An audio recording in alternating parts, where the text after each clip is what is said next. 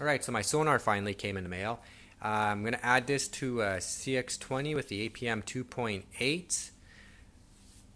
It's plug and play, this cable here. You don't have to add any capacitors to it or anything like that. There's some settings in Mission Planner you do have to probably get help with.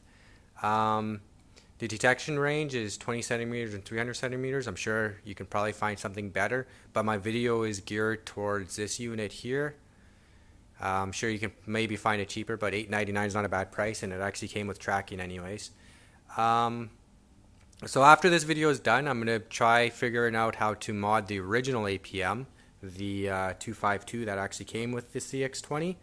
I haven't found absolutely no information on how to do it yet, and either I didn't look hard enough or I just don't want to find it because I want to figure this out on my own. It's kind of like a puzzle.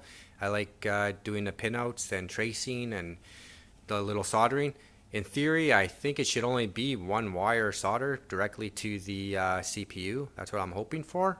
Anyways, I'll either add it to the end of the video or make a new video on how to do it if I do figure it out. That's it. Hopefully you enjoy this video. I have the CX20 opened up. Here's the APM 2.8.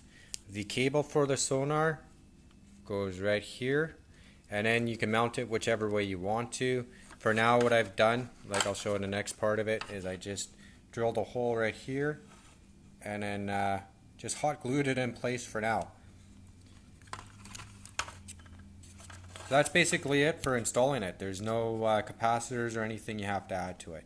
So it's pretty simple. Alright, after you're done attaching the cable to your sonar, open up Mission Planner, connect to it either through the USB cable or through telemetry. Go to your initial setup, optional hardware, and under sonar, most likely it won't be set like this. It'll be on none, and you won't have any options at all here, and this won't be selectable either. Nothing will be selectable in here. It'll be all grayed out. So what you'll want to do is go to config and tuning. On 3.15 it's under sonar, but on 3.21 it's under RNG. Whoops. RNG FND. And here you'll want to set the type to 1.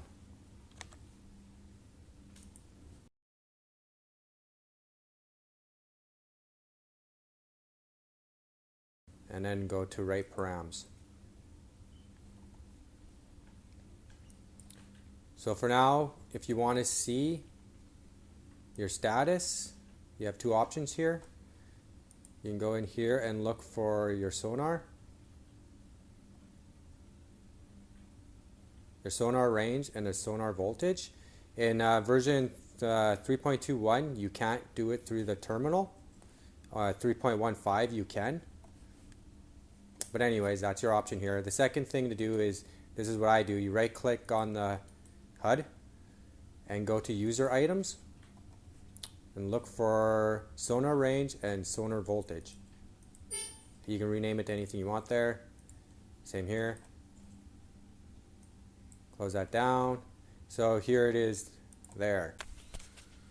Okay, what I like to do next is double click on the HUD and I move it over to the side. I usually move this to another monitor or another TV. It comes in handy for the next step, for the scaling.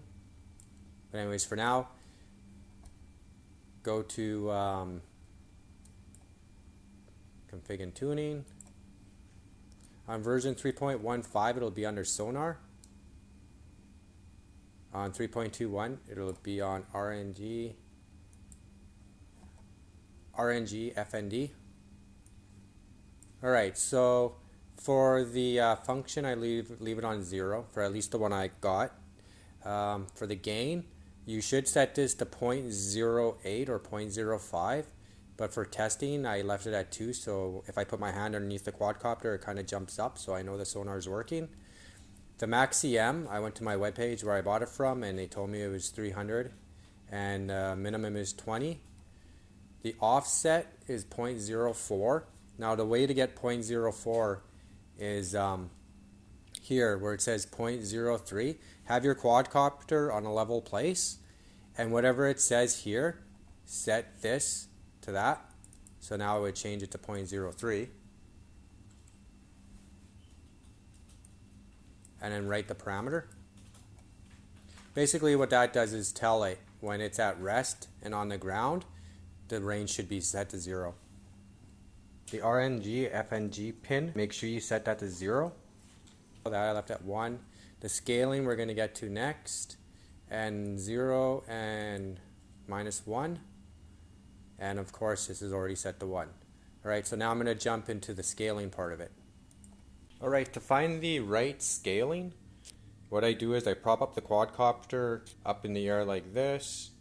It doesn't matter what your final height is, just you're going to need a measuring tape.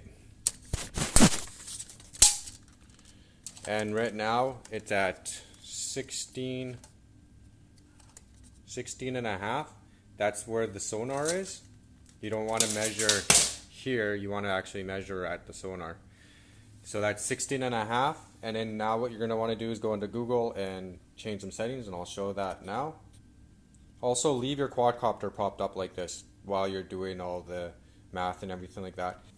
Alright, after you have the quadcopter set up in the air, take note of your sonar range. So basically 0.43, 0.41, you'll want to go to Google. Go to inches to meters. So here, I know it's at 16.5. Yours is going to be different. That's fine. So 0.41. So this is what the number we're after now. Go back into Mission Planner. Again, I'm going to double click on this guy here. Move him to the side. Move this over here. Go to Config and Tuning. Back to the tree. Go back to your sonar settings. RNG, FNG. So now we're after the scaling. So my scaling is already set to 2.55.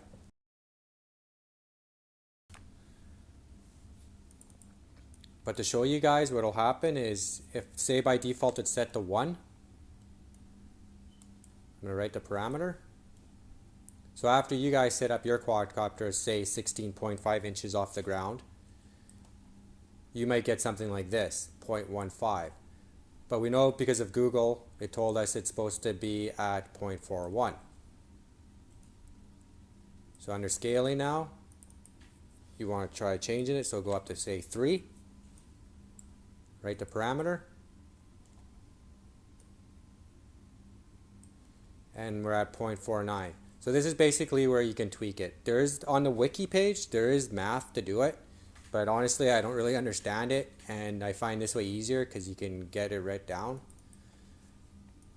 So next time you might want to try 2.8. Write the parameter. So we're still up there. So again, 2.55. So they're showing now 0.41 to 0.43. I can tweak it a little bit more by setting it to 2.5 or 2.49, stuff like that. But it's pretty good like this.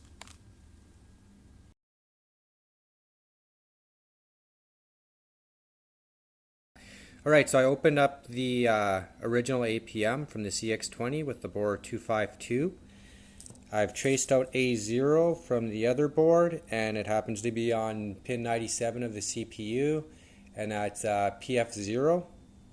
If you count 4 to the right from here, so it'd be 1, 2, 3, 4, it's right beside this pad here. So this is where I'm going to want to attach a 30 gauge wire or something like it. So I'm going to jump on that now. I just want to show you guys where it ended up being. Here's the start of the CPU here anyways. Just orient your board the same way. Alright, so there's my wire soldered on now. The electrical tape was placed because there's actually a pad underneath it. Usually how I solder is I flop the wire over on top of the CPUs themselves.